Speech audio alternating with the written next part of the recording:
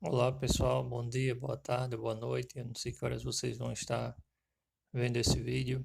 Então, a gente vai fazer hoje um resumo para falar sobre o absolutismo, tá?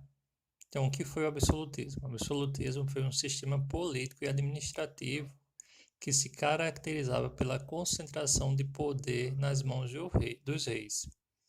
Então, nesse sistema, o rei ele possuía quase que o total poder em suas mãos, de criar leis, de julgar crimes, tá? Então, esse sistema ele existiu na Europa entre os séculos XVI até o século XVIII.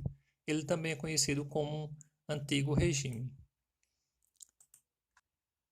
O contexto que acontece o absolutismo é o momento em que estava acontecendo o crescimento do comércio e o crescimento também das cidades. Com isso, com essa expansão do comércio e das cidades também, surge uma nova classe social, que é a burguesia. Então, o enriquecimento da burguesia também faz parte desse contexto do surgimento do absolutismo. Assim, havia alguns grupos que eram interessados no fortalecimento do poder desses reis. Desses grupos eram justamente os burgueses, que viam nessa concentração de poder dos reis a possibilidade de criação de uma moeda única para todo o país, também com uma instituição de pesos e medidas equivalentes para todo o território eh, do país, o que facilitaria as trocas comerciais e assim eles conseguiriam ganhar mais dinheiro com isso. Outro grupo interessado nessa concentração de poder nas mãos dos reis era justamente a nobreza. A nobreza tinha participado das cruzadas e alguns haviam empobrecido. E para não perder seus privilégios, eles viam nessa concentração de poder nas mãos dos reis a possibilidade de se manter com o status que possuíam. Já os camponeses, que antes serviam aos senhores feudais, eles viam o fortalecimento do poder dos reis como um meio de eles melhorarem suas condições de vida. E aí também apoiavam isso. Já o grupo que era contrário a esse poder, pelo menos inicialmente, era a Igreja Católica, que via essa concentração de poder nas mãos dos reis como um perigo, um possível perigo ao fim dos privilégios que o clero possuía. O clero que a gente fala é os bispos, os padres, tá? Então eles possuíam alguns privilégios durante o feudalismo e eles viam com preocupação essa ideia de fortalecimento do poder dos reis. Então, para justificar essa concentração de poder nas mãos dos reis, surgiram alguns pensadores que escreveram e defendiam isso. Eles também são chamados de teóricos. Teoria é sempre uma ideia que defende algo, tá? Então, esses teóricos, a gente vai citar dois, eles defendiam que o rei deveria ter o poder total em suas mãos, por motivos diferentes. O primeiro teórico é o Thomas Hobbes. Thomas Hobbes, ele escreveu um livro que se chama Leviatã.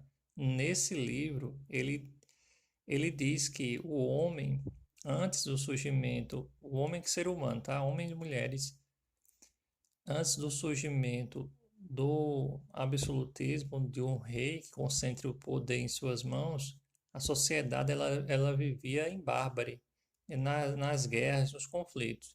E daí a necessidade de um rei que tenha um poder em suas mãos para que ele possa estabelecer a ordem social, tá? E isso só poderia ser feito por meio de um contrato social entre o rei e os indivíduos, que, em nome dessa ordem, eles abririam mão de suas liberdades individuais. Já outro teórico é o Jacques Rousseau. esse teórico ele criou a teoria do direito divino. Essa teoria dizia que o rei é rei porque assim Deus o permitiu, e todo e qualquer indivíduo que fosse contrário ao rei estaria sendo contrário a Deus. Então, no momento em que eles viviam, naquela época, a crença religiosa ainda era muito forte, como ainda é nos dias de hoje. Então, as pessoas, ah, você ter a ideia de que o rei representa Deus na Terra, e essa ideia ser divulgada e ter ainda esse pensamento de que se fosse contra o rei estaria sendo contra Deus, imagine como as pessoas não acreditavam nessa ideia, tá? Então essa é a teoria do direito divino que se chama. E são essas duas as teorias, tá? Agora nós iremos falar sobre o mercantilismo. O mercantilismo foi um conjunto de medidas econômicas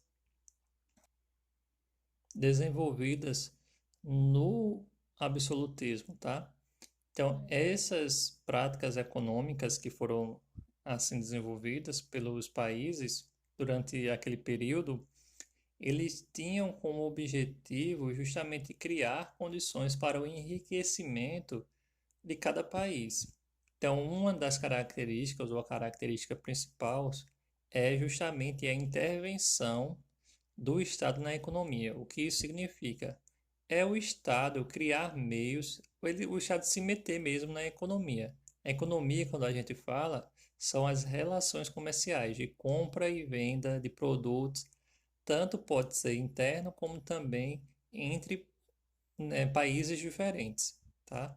Então, os estados, os estados que eu estou falando são os países, cada país ele vai criar os seus meios a partir dessas características gerais do mercantilismo de lhe favorecer, tá? Para que ele possa ser cada vez mais rico.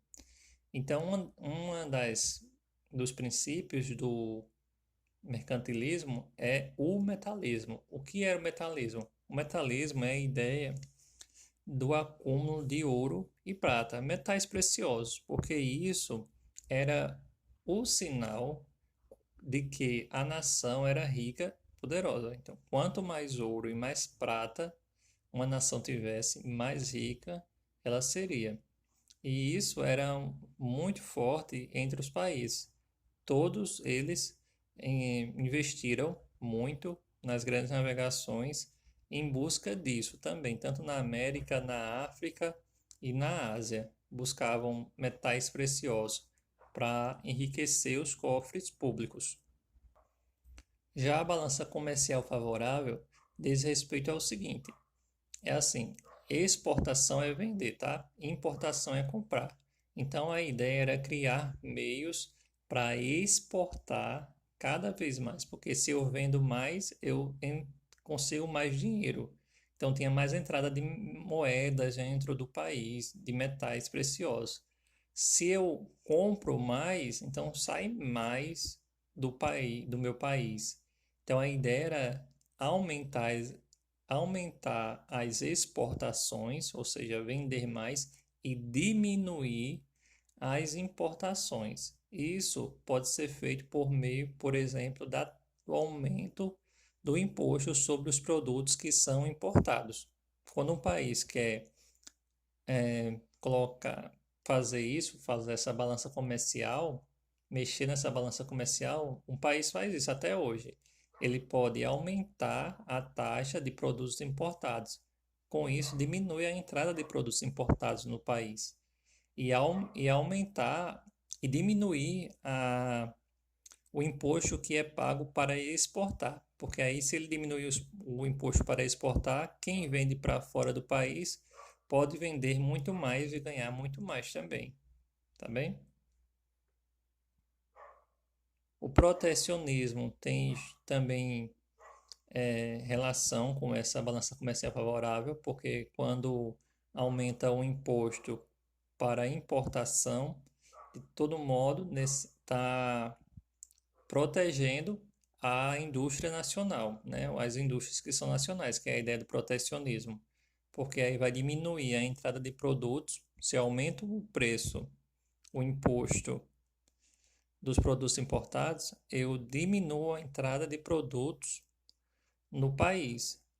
E isso favorece as indústrias nacionais, que não vão ter muita concorrência de produtos importados, que muitas vezes são mais baratos do que os produtos nacionais. E outra característica do mercantilismo era o monopólio comercial. O que era isso? Era a exclusividade comercial entre a metrópole e as colônias.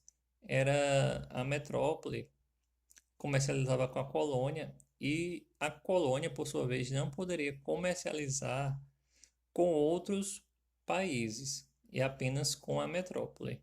E isso é o monopólio comercial, que é você manter apenas o comércio entre esses países.